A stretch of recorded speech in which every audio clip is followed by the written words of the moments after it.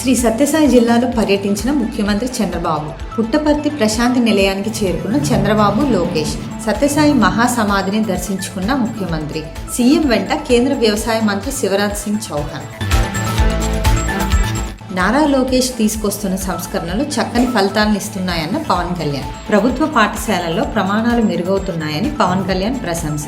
బడి పిల్లలకు డొక్కా సీతమ్మ గారి పేరుతో పరిశుభ్రమైన పోషకాలతో కూడిన భోజనం అందించాలనే లక్ష్యంతో ఈ కిచెన్ నిర్మాణానికి తన వ్యక్తిగత నిధులను అందించినట్లు పవన్ వెల్లడి.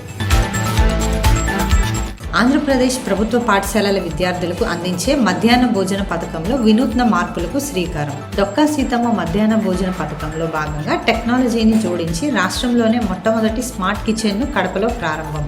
త్వరలో మరో 4 స్మార్ట్ కిచెన్ల ఏర్పాటుకు సన్నాహాలు.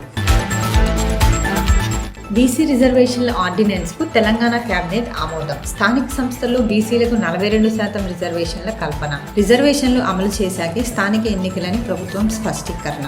17,000కు పైగా ఉద్యోగాలకు జాబ్ క్యాలెండర్ సిద్ధం. దొంగచాటుగా మామిడికాయలు తెచ్చి రోడ్డుపై పోసి తొక్కించడమే వైసీపీ వాళ్ళ సంస్కారం అన్న నాదెండ్ల మనోహర్. గతంలో మనిషిని, ఇప్పుడు మామిడికాయలను జగన్ తొక్కించారని ఆరోపణ.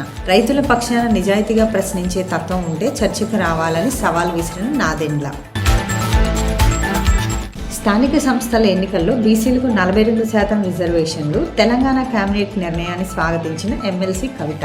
రేవంత్ రెడ్డి ప్రభుత్వ నిర్ణయంపై కవిత హర్షం. ఇది బీసీల విజయమని అభివర్ణించిన కవిత. టీవీ రామారావుపై జనసేన పార్టీ సస్పెన్షన్ వేటు.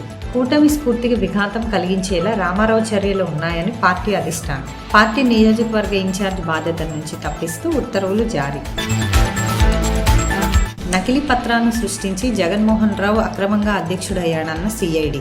వైద్య పరీక్షలు నిర్వహించి కోర్టులో హాజరుపరిచారు. హెచ్సిఏ అధ్యక్షుడు జగన్మోహన్ రావుకు రిమాండ్ విధించిన మల్కాజిగిరి కోర్టు.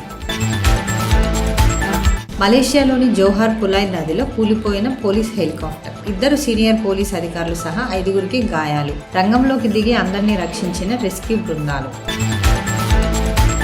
కొడుకును 6 ఏళ్ల పాటు పార్టీ నుంచి బహిష్కరించిన లాలూ ప్రసాద్ యాదవ్. మహోవాలో కొత్త జెండాతో ర్యాలీ నిర్వహించిన లాలూ కొడుకు తేజ్ ప్రతాప్ వచ్చే ఎన్నికల్లో ఒంటరిగా పోటీ చేయబోతున్నట్లు ప్రకటన.